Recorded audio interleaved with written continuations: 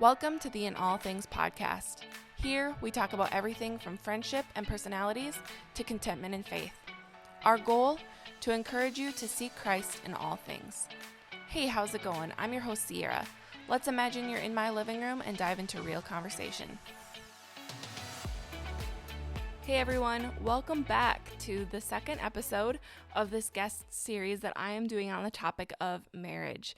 If you haven't yet, last month I had my friends Lindsay and Mike on the podcast, and they've been married for 2 years now, and they had a lot of sweet things to share about their marriage, and there is a lot of wisdom packed into that episode. So I really encourage you to check that out if you haven't already.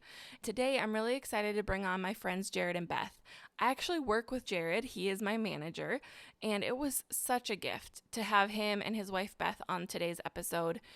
They've been married for 10 years, together for 15, and I think you're really going to enjoy this episode. There's something for everyone in here, honestly, and I learned a lot. So with no further ado, enjoy the conversation and make sure you stay tuned to the very end for a little bit of a blooper.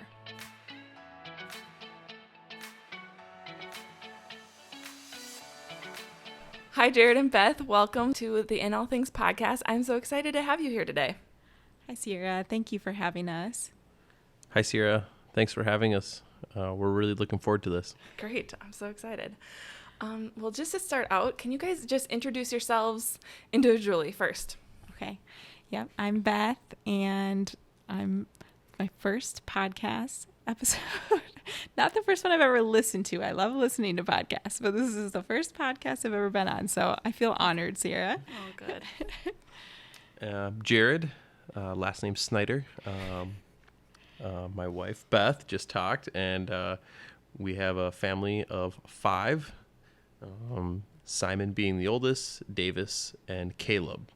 We have 3 boys. We live in Zimmerman, and we're glad to be on the podcast. Good. I'm glad. So I work at G&R Elevator Manufacturing.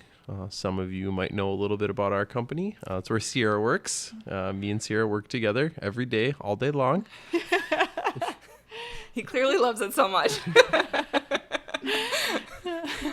And then I work for a benefits and retirement plan consulting firm called NFP. I work a couple days a week. Otherwise, I get to be home with our 3 boys the other days. So. Wonderful. Wonderful. Thank you. Well, I'm really excited to have you on. Can you tell us how you met and how long you've been married? We have been married for 10 years in this April, so we kind of had to do some math, and we dated for 5 years, and then we were married about 5 years without kids, and then now we've been married for 5 years with kids. We were high school sweethearts, but we didn't go to the same high school. We met at our church youth group. Okay. And I don't know, you want to input anything there on how else we met? Not really. I had some of my friends help me out because I was a little bit on the quiet, shy side when I started putting my eyes on Beth. So, yeah, thanks to my friends, here we are now. I think I remember your little brother, too, or one of your brothers had to invite me to ice cream or something with you or something like that. Culver's on a Wednesday night. I'll never forget it. Yeah, it was a good time. That's awesome. Yeah. I love it. So in your 10 years of being married and your 15 years of a relationship, what are some things that God has taught you? I feel like it's definitely been probably just, aside from parenting, marriage has probably just been like the greatest source of refinement. Just kind of discover how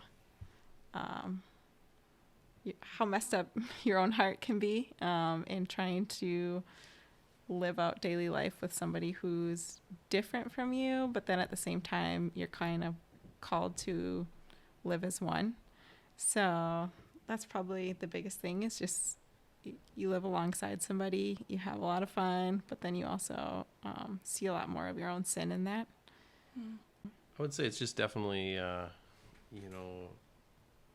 been a learning experience, and God has just really taught me to kind of just slow down and just maybe enjoy life more with someone else. And it's just been a real blessing. That's great. That's awesome. How is marriage different than you originally thought it would be? We thought about this one for a little bit, and I really couldn't come up with anything. Yeah, I think we got married really pretty young. So I feel like we didn't really have, not that we had low expectations or anything like that. We just didn't really have a lot of what we thought it was going to be like. You know, so a little more on our story. We dated, so we met when I was a junior in high school and Jared was a senior. We went to different schools, and then I went away to college up in Moorhead, Minnesota. So we kind of did the long distance thing for about 3.5 years. So that was tough, but at the same time, I think when we talk about it, it was a good thing for us in that I don't know that either of us would have been ready to get married at 18 and 19 or, coming out of high school. But we, had that time to continue to get to know each other, but it wasn't necessarily like all the temptations of being like physically close. So pretty much I graduated from college in December, and then our wedding was that following April. Oh.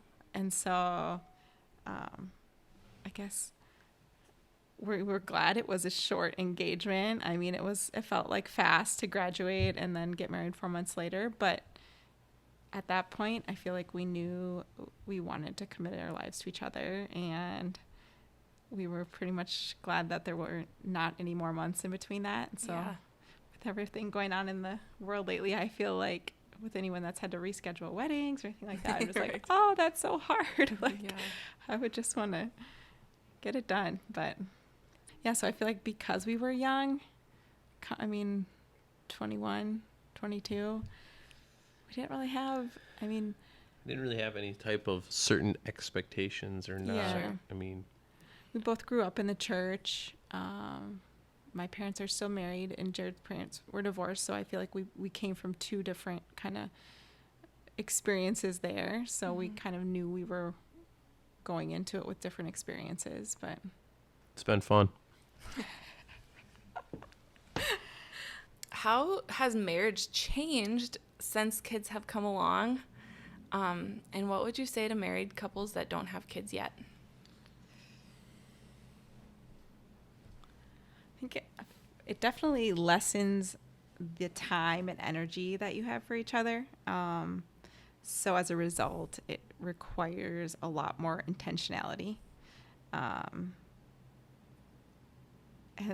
on top of that, it increases, I guess we'll call them opportunities for conflict management, because you have a lot more to disagree about between each other and just in the way you parent, and when your kids give you the opportunity to figure out how to handle conflict between them. But then it also deepens the level of commitment that you have to each other, I think, and to your family as you kind of work through it. And it really is a team effort. And I feel like it just also makes you realize how much you love someone when you're willing to work through some of the stuff that you wouldn't want to have to do alone. So the companionship of that is definitely a blessing.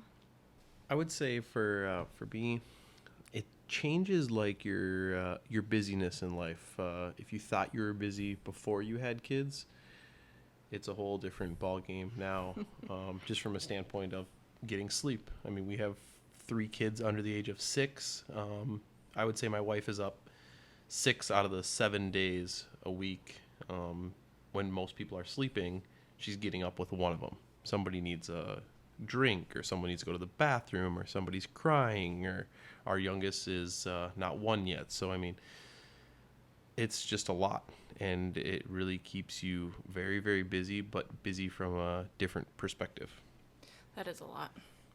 If I was to say something to married couples without kids, is just really enjoy the current time of the current stage.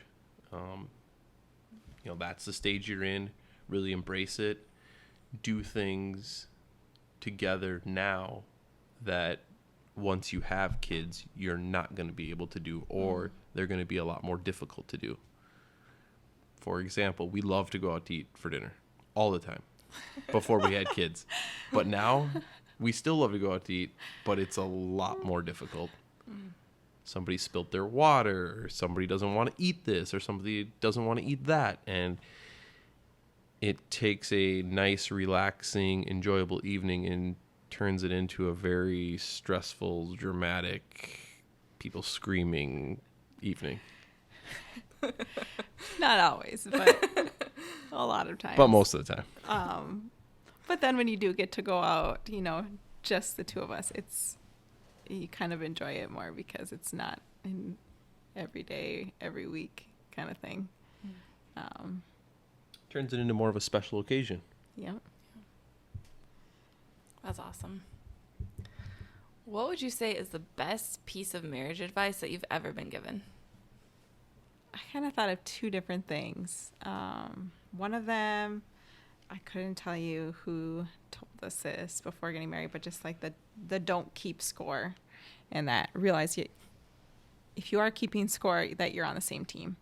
And so when I was thinking in my head, like, is that biblical? Like, what does that even mean? And then kind of really just brought me to think about that it means being humble, and don't do things out of selfish ambition.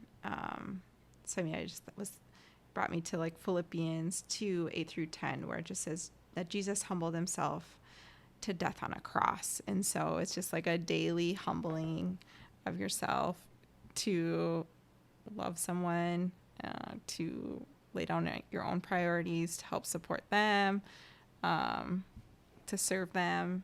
And the second piece of advice that I feel like we've gotten a lot, and I think we both know we want to grow in, is just like praying for each other and then with each other.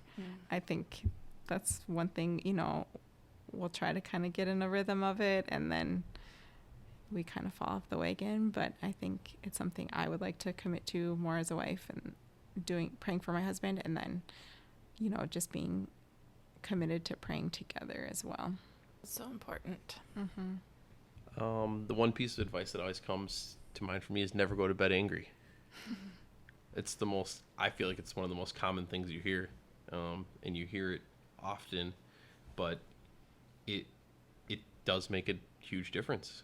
You sleep a lot better when you're not angry, and the next day when you get up, whether you're leaving or she's staying, or she's leaving and you're staying because of different schedules, you're leaving on a good note, and you're going to have a great day ahead of you. So I just always try to focus on, even if you've had a bad day, or even if we've been dealing with arguments, or we've had different opinions about things, try to get things sorted out before people go to bed so that you don't go to bed angry. Absolutely. I think that's important for everyone to learn how to put into practice. So as newlyweds, you guys were young. What do you wish you would have known as newlyweds?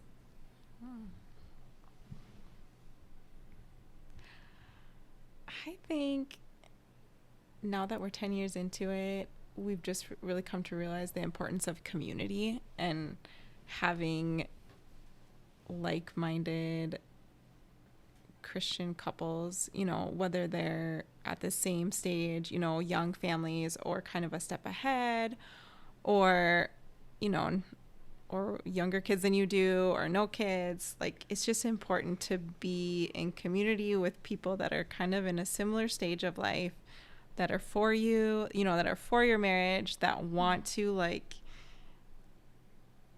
challenge you and encourage you. And I think just the importance of that community, whether that's a church, a small group, a group of friends that you're just really good at keeping in touch with, because life happens. And I feel like if it's not one of those first two, it has to be really intentional,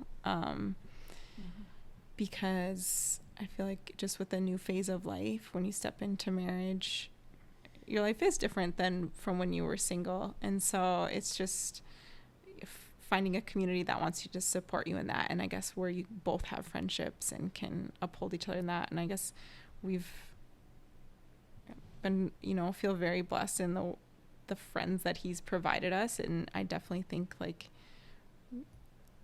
it gives you an opportunity to get together and to talk about things that I feel like, I don't know, like we do a small group study, even though we just meet with these friends once a month, and we try to do like a video based series off of like Right Now Media. So it's a little prep, like you show up, but like this last time around we were doing a marriage specific study, and it's just gives you a chance to talk about things with your spouse, usually afterwards, that you wouldn't always just start talking about. So it just brings on good conversation, and not that you're trying to be like another couple, but you just realize usually you're not alone in your struggles. And then too, like people have implemented different things that like, spur you on to want to make your relationship better.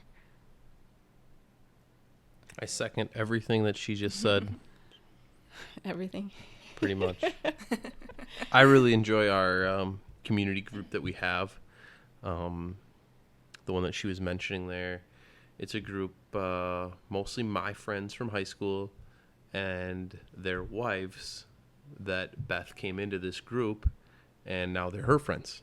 So they're both of our friends, and I got my guy friends, and she's got her girlfriends, and we'll often do stuff together, and then oftentimes the guys will go with the guys and the girls will go with the girls, and it's just really good to have a group of people like that you can lean on in any situation. If you need something, you call someone. If you need help, you call and ask, and they're there for you. And I think it's just really been a blessing to both of us. Yeah, and same with the group that we're a part of from our local church that we help lead the small group. We try to meet every other week. And it's just like having the community to do life with and to, encourage each other. And I feel like, I don't know, I just really can't imagine what our lives would be like without that. I don't know. I mean, we both come from pretty big families and feel very blessed by all of the family that we have and in the examples that they have led, and the legacies that they're leaving for us. But at the same time, it's like it's cool to be able to have friendships on top of that.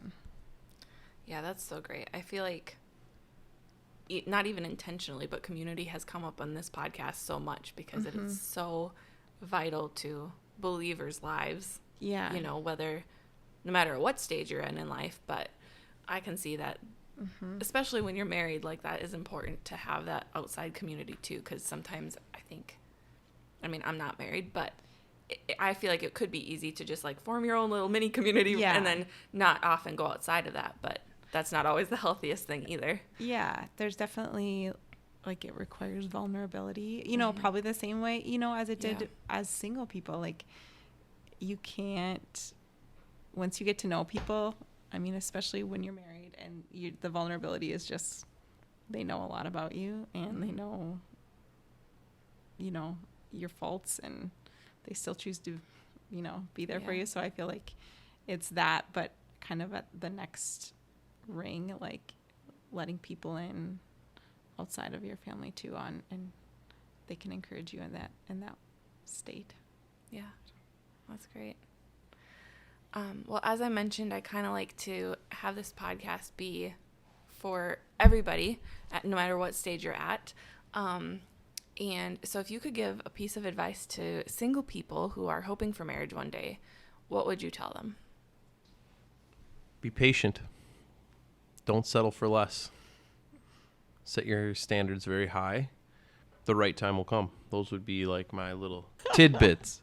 Yeah, I guess I would say, just like seeking the Lord in the season that you're in and knowing that he can and will use you just as you are, whether you're married or not. There's things that I think of that ministries that I was maybe able to be more involved in, like college ministry when I was single. Like it was just,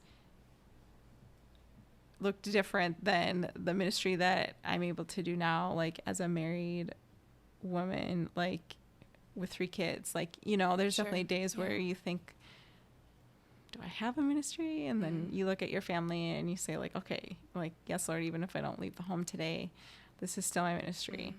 And so I guess just asking the Lord, like, what is it that you have for me today, no matter what your life situation is? Like, he has a plan for your life. And I know that it's kind of cliche, but I don't know that like getting married has to be like the ultimate end goal, but I also know that it is a gift, and it's like something that if people want to experience it, like I know that the Lord knows the desire of your heart, and it is a good thing. Yeah. Would you say like your advice to dating or engaged couples would be pretty similar, or do you have different advice for those stages?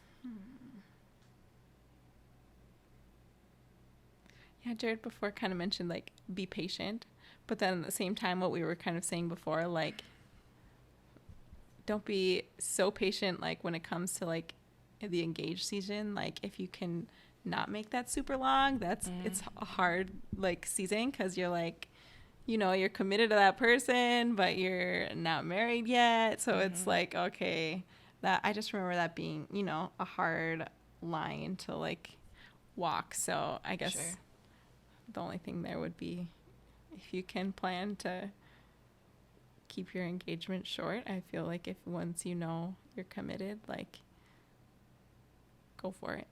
Yeah. I've heard that a lot recently, actually. Okay. Yeah. Well, earlier in the conversation, you mentioned having more opportunities to handle conflict and conflict management. Do you have any like advice regarding that? Because obviously, I guess I just learned this, but apparently the honeymoon stage ends after like year 5. So Okay. that's what I've heard. So you are past that, I guess, Yes. and probably have a little more conflict now. Yeah, I think maybe it was like a parenting book that we read recently that really was big on like more talking about with your kids, like every little breakdown is an opportunity for you to like, you know, like train your children, you know, and meet them where they're at, and like build relationship and help them to see their need for Christ, which with your spouse, I don't feel like it's your need to like, you need to like train them and convict them in that way. Like that's Right. not quite the same, but it's definitely like sometimes changes things in terms of like, it's an opportunity, because as somebody who kind of likes to avoid conflict, I would rather kind of just not go there, pretend like it doesn't matter, like it'll go away. Like I'd rather not make a big deal of it. But I would say Jared's definitely like let's address this. Communication. Communication. Number one word I like to use He likes to use the word all the time. communication. Increased communication. Which is it isn't bad. So it is good to just get stuff out in the open. Like I do feel like bring it to the light, talk about it, let's not dance around it, and let's like figure this out instead of pretending like it doesn't matter. So I think just like recognizing that we have different communication styles and conflict management styles has been helpful. Like knowing that we handle it differently is okay, but that also means we have to kind of like give a little when it comes to like, if I don't want to talk about this right now, but let's talk about it later. Yeah, absolutely. Because I think oftentimes, as I said, I like to increase the communication, but when dealing with my wife, I need to oftentimes decrease the communication and increase the listening. So that I can hear what the problem is rather than trying to tell her what the problem is, because I don't know the problem. I need to hear the problem and then evaluate the situation. So they can both be used at the same time and in different manners. Yeah, I think the verse that I had found that kind of was convicting in terms of like moving towards forgiveness was Colossians 3:12 through 13. Put on then, as God's chosen ones, holy and beloved, compassion, kindness, humility, meekness, and patience. bearing with one another, and if one has a complaint against another, forgiving each other, as the Lord has forgiven you, so you must also forgive. So, like, that process of forgiveness doesn't mean, like, you never complain about anything, you never, like, address it, but, like, if you do, work towards forgiveness. Like, don't just let it sit and boil over. And Right. so that was, I think, has been a big learning curve for me. That's really funny because communication is my word in life as well. And I think that the world would be a better place if we could all learn how to communicate better.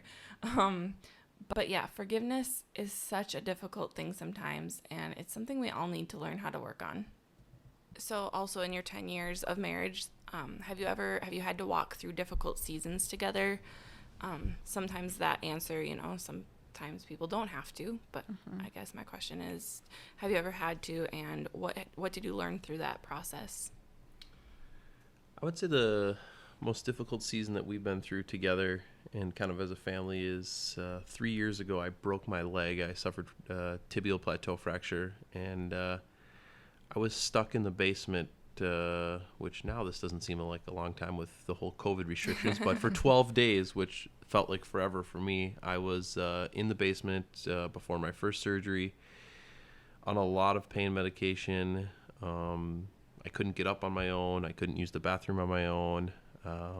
Couldn't do anything. I was stuck there on the couch with a leg with ice packs elevated. And at this time, we had Simon, who was 2.5, and Davis was 6 months. Oh, and my wife. She was doing it all. She was caring for both the kids. She was caring for me. It was a time of our life where she was working more then than she is now.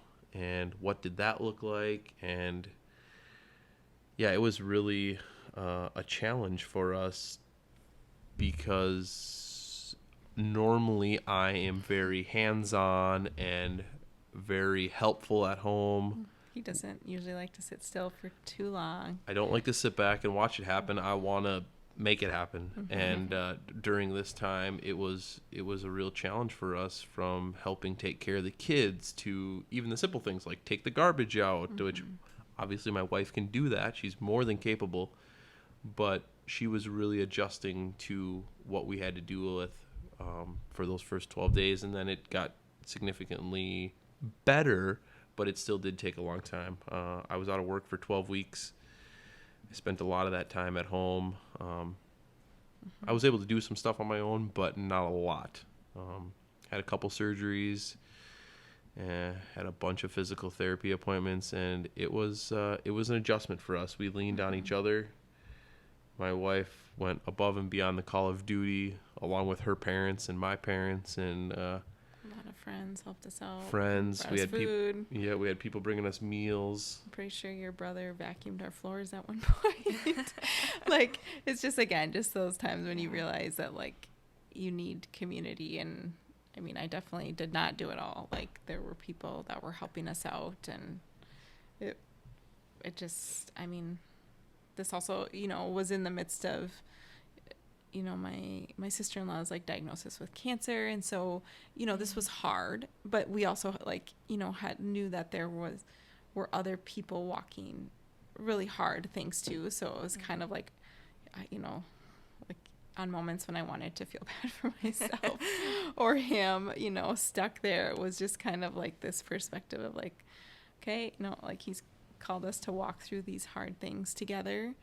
And I mean, it was definitely humbling, and knowing that, like, wow, like my husband really does do so much, because I cannot keep up with everything. And, like, I don't know. And essentially he had to kind of, like, relearn how to walk and everything with once he was healed up. And so that was a humbling experience. I feel like he definitely saw us through. And like we said, our community was definitely more than supportive, and it just kind of carried us through.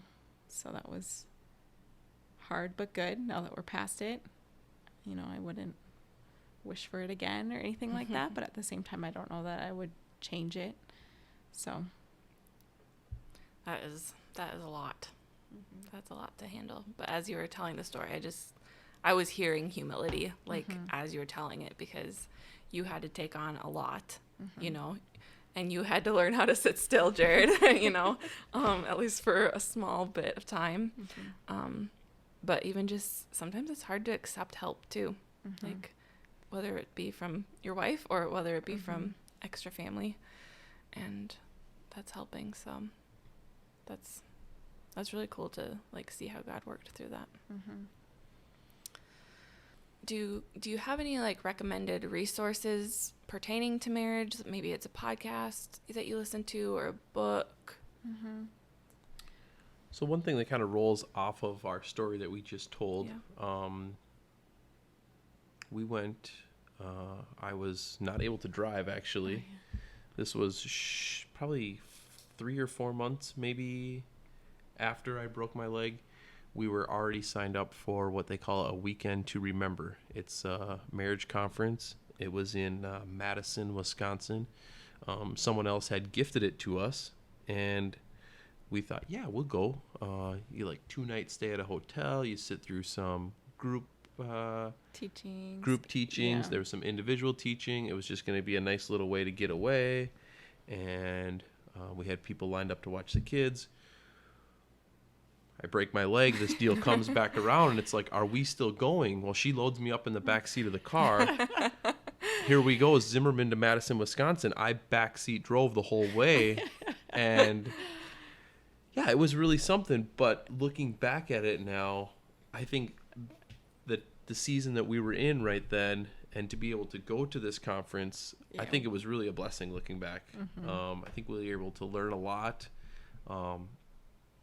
You know, it was definitely a way to just kind of get us to sit back and relax. Yeah, like it wasn't like ideal. Like, you know, we like to go for walks, that kind of thing. It was kind of like, well, you know, in between sessions, time to kill, that kind of thing. It's like, well, what do you want to do?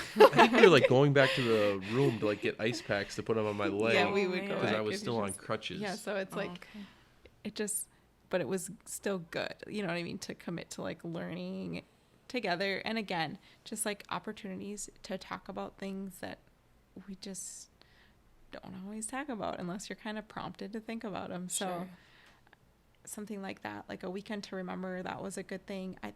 We've also done conferences at our church. I think it's like Family Life that puts on both the weekend to remember and the Art of Marriage conference. We recently have done in our small group. We've done, it's called Your Time-Starved Marriage. We just finished that up. Les and Leslie. I don't know. They're kind of big in the Doctor, right? Yeah. But that was really good and just applicable, because I do feel like, I don't know, our world is not slowing down, especially in terms of technology. So I feel like that's one thing we have struggled with, is just figuring out how to handle that. And I think it's just an ongoing conversation as a married couple and any singles, like just figuring out how to have a healthy relationship with that and with other people. Absolutely. That's great advice. And for those resources, I will find those links and I will link them in the show notes so that our listeners can look those up if they're interested too. What is the best thing about being married? Well, okay, so I listened to a message recently and kind of wrote down these 4 points. It was a message, I think, by John Mark Comer. He wrote that the ruthless elimination of hurry. So I was just listening to some different messages from him, but really just talking about the purpose of marriage. And he lists out 4 different things: companionship, kingdom work, sex, and family. So those are all right up there for me. Like, I mean, companionship, like folding laundry is more fun when you've got somebody to do it with, even if they tell you you're folding the shirt the wrong way. Like, only a certain way to fold a white t-shirt, and we're still working our way through that. So he does quite a bit of laundry, so I kind of let him handle that, the t-shirt folding now. But that's awesome. Just that kind of thing. I mean, it is fun to have somebody to do life with, to bounce ideas off of, to, I don't know. I was going to say exactly what you just said. It's just amazing to have someone to do life with. And, whether it's going for walks or playing with the kids or helping with the kids or, back in the day when we were dating, we'd go to the cabin. Nobody else would do anything but kind of like hang out. And we would go on the jet boat and you'd pull me and I'd pull you and you'd pull me and we'd pull each other back and forth, where it's like, okay, this is a lot more fun with somebody else because we couldn't do it by ourselves. And just really get to spend time enjoying each other's presence. And then like the next piece of that, just like kingdom work, and like there's things that he's really good at. I am not, like, just in terms of like leading a small group. Like he's just pretty organized and just like is not afraid to like, hey, do you want me to send out the text to people? Or sometimes I just like make it a way bigger thing that it needs to be, and he'll just shoot out the text quick. Good at keeping in touch with people, like bringing people together and really fostering the community, like making sure that everyone's doing okay and that who's coming, the logistics of it, where sometimes I just like want to do the study and like dive in and make sure we're getting to the content. Sure. And he's like good at, I don't know, making sure everybody feels welcome, that you get caught up on. It's always important just to ask people how they're doing. Yeah. And I like that. One of my friends recently just said, you know what, everybody likes to be invited.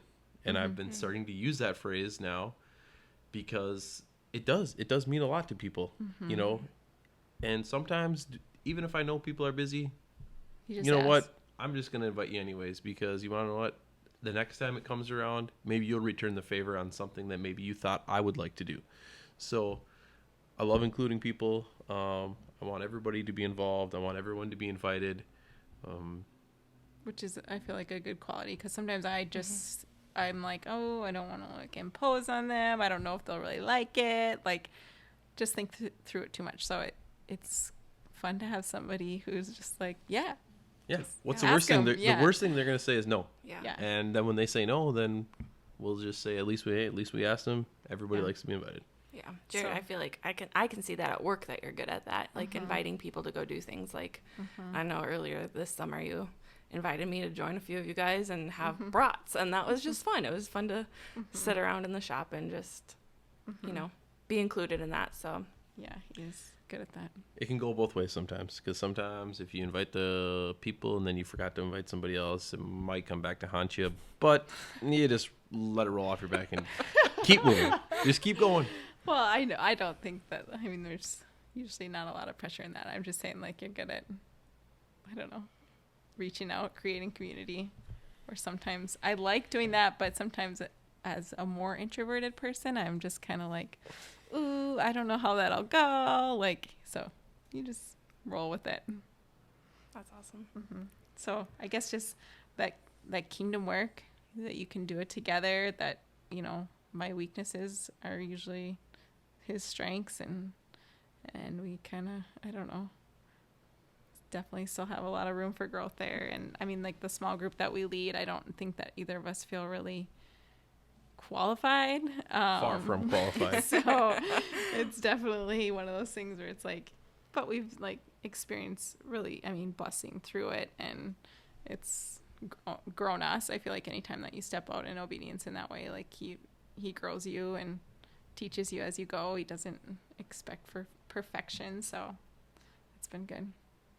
And I think some people just like want someone else to lead the small group. Not everyone is meant to lead it. So we joined the group, and some people went to a different church, and some people decided not to lead, and they're like, you guys want to lead?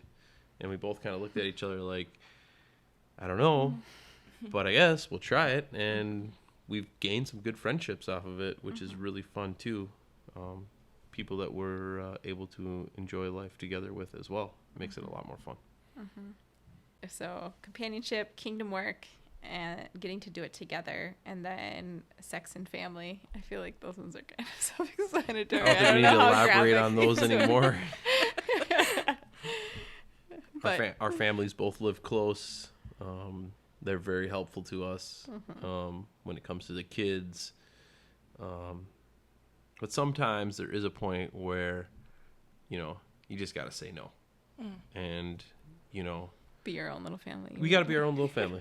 The other night, we were over at my parents' house, and we left there and went out to dinner. They were both there. We didn't say we were going out to dinner, but we took the kids. We went to Culver's. Your mom is going to listen. But it's like, you want to know what? Sometimes we just got to do our own thing.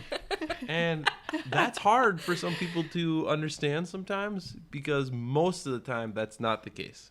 No. I would have rather just had the free dinner from them, invited them. But I thought, you want to know what? Word. We'll just go on our own. This will be fine. This will be fun. No, I mean, that's definitely one of the things that we, you know, we have a lot of family close by, which is always great. But yeah, it's kind of, that's been one of the things we've had to figure out, you know, setting boundaries and accepting help. But at the same time, like, I don't know. It's all about balance. Yeah, we're figuring it out. Is there such a thing? I don't know. What has been your favorite memory that you guys have made together? In your, maybe not even just in your marriage, but, you know, when you were dating too. I can answer this one because it's really easy for me. My favorite memory is our honeymoon. We went to St. Martin. We sat on the beach for 7 days. Wow, that We was fun. would wake up in the morning. We'd go have breakfast. We'd go to the beach, go back to the hotel room, relax, hang out, go back to the beach, go out to dinner. Yeah, that was fun. And for 7 days, we did this pretty much the exact same thing in a row, but it was a great time. Yeah, it feels like a long time ago. It does feel like a long time ago, but we were able to connect. Yeah, that was fun. We were able to, you know, just enjoy that time and that stage of life that we were in right then, because up until then, it hadn't been anything like that before. Yeah. That was new for both of us. Mm-hmm. And I think it was just a great building block for where we've gone since then and Yeah. where we're at now. But it's just one little thing that always sticks for me. Yeah, that was a lot of fun. That sounds a lot of fun. Mm-hmm. And then, aside from that, I guess just probably like the birth of each of our boys. Like those are really fun. I mean, the weeks following, I feel like were probably hard. Like, even though coming out of that, like the newborn stage with each of them, especially at first, I feel like was just hard because it was all so new and we're very tired and that kind of thing. But I don't know. Those are the things that stick out in my mind. Special milestones. Yep. Well, anything else that you guys would like to add before we close up? I kind of thought of one question for you. Just thinking about like, For me? Yes.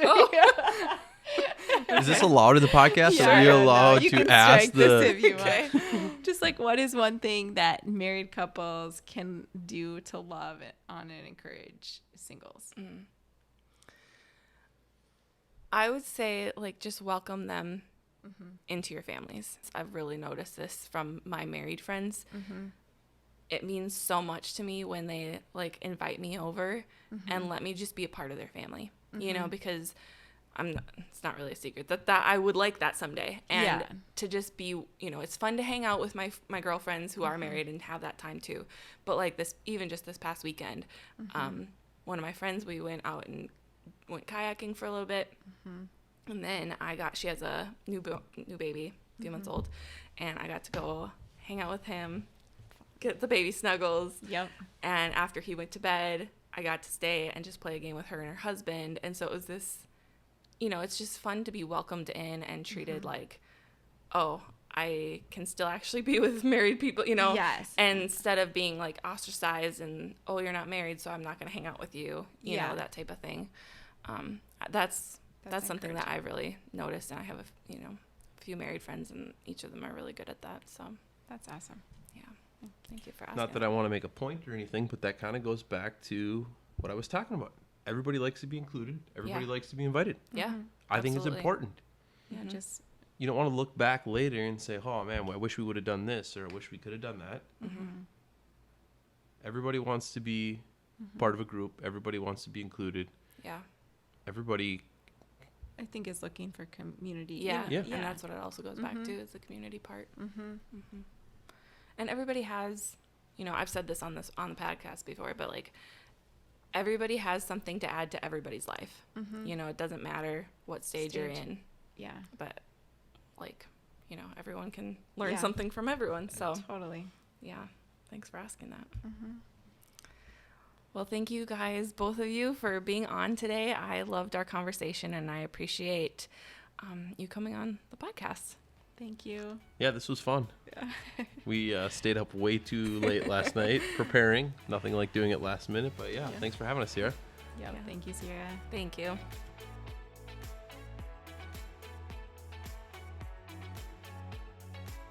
Thank you for joining today's conversation. I hope this was an encouraging episode as you continue to walk with the Lord. If it was, please leave a review on Apple Podcasts. This helps with the app's algorithm and allows In All Things to be accessible to even more people. Share with your friends and give us a follow on Instagram and Facebook. You can find us at In All Things Pod on both of those, and visit our website at inallthingspodcast.com. See you next time. The right time will come. Those would be like my little snidbits. Snidbits. What's a snidbit? What's a snidbit? No, a What a tidbit. Tidbits. I think you mix the word snippet with a tidbit.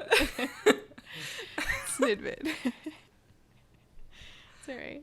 English was never my strong strength. Knew what you meant. That's funny.